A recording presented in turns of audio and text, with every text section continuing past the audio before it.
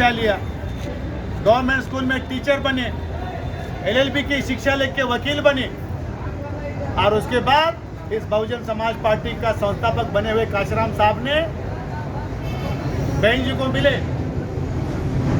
बहन जी पढ़ाई करती थी, IAS की, कलेक्टर की परीक्षा का तैयारी करती थी। मिले बहन जी को और बोले कि तुम्हें क्या बनना है? तो बहन जी बोले मैं कलेक्टर बनना चाहती हूँ। तो काशीराम साहब बोले कलेक्टर बन के क्या करोगी? मैं समाज की सेवा करूँगी। काशीराम बोले कोई कलेक्टर समाज की सेवा नहीं कर सकता, नेता सेवा कर सकता है। तुम्हें कैसी ताकतवर नेता बनाता हूँ मैं तुम्हें कि सैकड़ों कलेक्टर तुम्हें जय हिंद बोल के, नमस्कार बोल के तुम्हारे आगे पीछे घूमेंगे।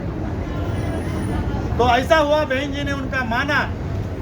बहन जी ने उनका माना तो ऐसा नहीं हुआ कि सीधा रास्ता तैयार हो गया। बहन जी के जो पिताजी थे उन्होंने बहन जी को घर से बाहर निकाल दिया। शिक्षा छोड़ के राजनीति में जाती है तो उनको बाहर निकाल दिया। दिल्ली में जाके रहे बहन जी, बहुत मुश्किलों का। देखो, एक अकेली औरत 70 के दशक में, 80 के दशक में घरदार छोड़ के, बाप छोड़ के, माँ छोड़ के अगर दिल्ली में जाती है तो कितनी परेशानियों का सामना उठाना पड़ेगा। वो सामना हम लोगों के लिए उठाया है। कोई पैसा नहीं था, कोई आमदनी नहीं थी, कोई आने का चारा नहीं था। फिर भी बहन जी ने हम आप लोगों के लिए संघर्ष किया। गवर्नमेंट के नौकरी छोड़ के उन्होंने संघर्ष किया और दिन आ गया वो 84 में बाबा साहब के जन्मदिन के अवसर पर काशीराम साहब ने बहुजन समाज पार्टी का निर्माण किया।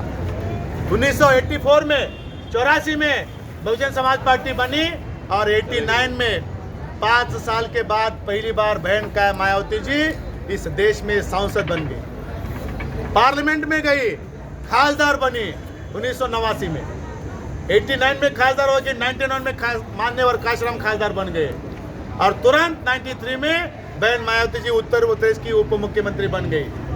95 में पहला मुख्यमंत्री, देश का पहला दलित मुख्यमंत्री, देश की पहली महान महिला मुख्यमंत्री के रूप में उत्तर प्रदेश में, जैसे भारत का 20% जो एरिया है, इतने बड़े सूबे की मुख्यमंत्री बहन मायावती जी बन गई।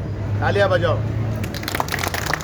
जो गरीब घर में पैदा हुई, छुआछूत का रोग उनको भी नहीं छोड़ा।